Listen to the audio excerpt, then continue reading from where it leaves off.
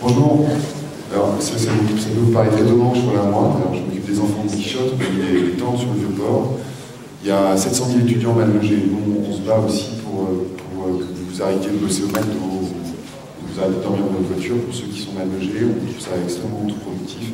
Alors, on essaie de mobiliser aussi les mouvements étudiants pour faire convergence, parce qu'on estime, nous, qu'au-delà de la loi LRU qu'il faut abroger, il faut aussi obtenir la construction massive de logements sociaux pour les étudiants.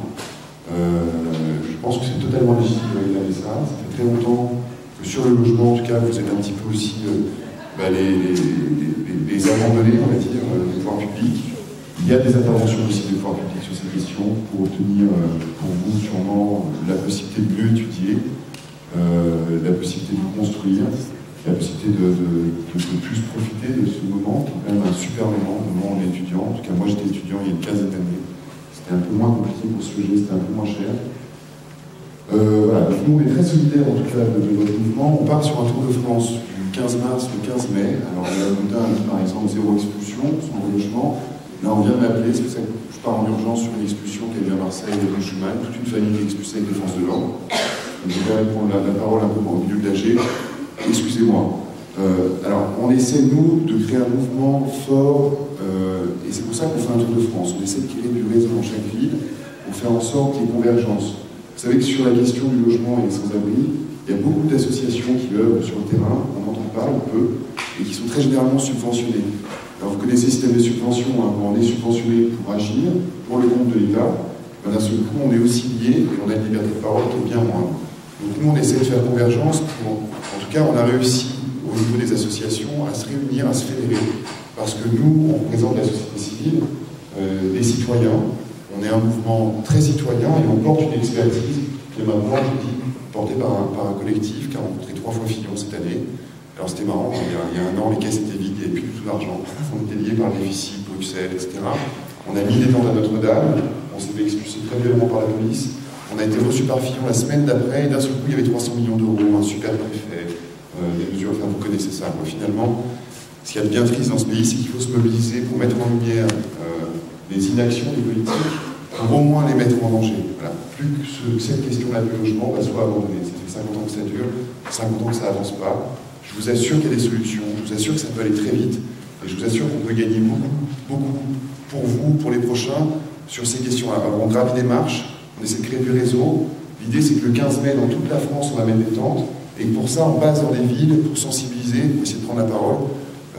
Alors, médiatiquement, directement. Hier soir, on était 30 sur le Vieux-Port à dormir. C'est évidemment très peu nombreux pour une ville comme Marseille. Donc, on vous invite, comme à Avignon, parce qu'on a le mouvement étudiant des argents à Avignon. On a passé une 2e nuit à Avignon, il y avait une centaine d'étudiants à Avignon.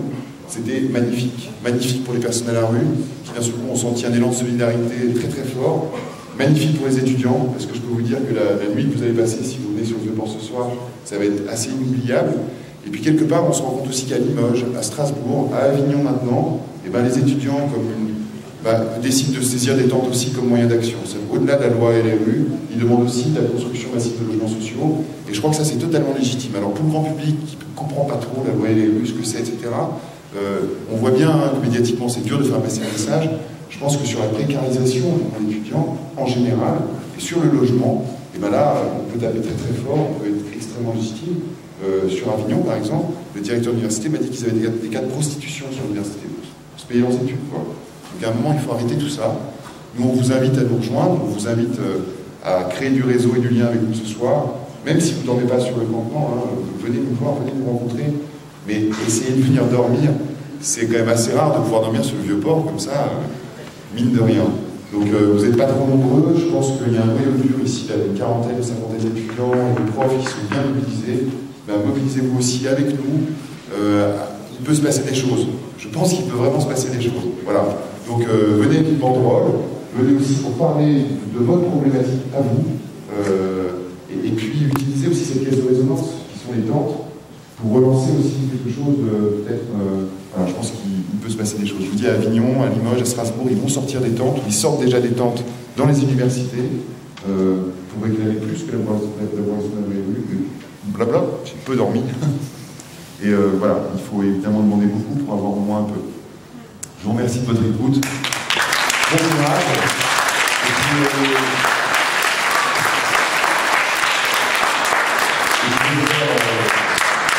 ce soir, et puis sinon on a un site internet pour les feignants, c'est lesenfantsdonquichotte.org. On essaie, comme on n'a pas d'argent, c'est le seul moyen qu'on a pour créer du lien et se rencontrer virtuellement entre guillemets. Puis je vous dis, n'ayez pas peur, venez nous voir. Il y a 30% des types qui sont dehors qui travaillent. Il y a, en Ile-de-France et en PACA, on a 15% des gens à la rue qui sont étudiants.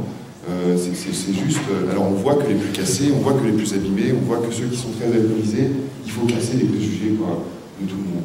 Alors les Marseillais, on vous attend ce soir. Merci, merci, merci.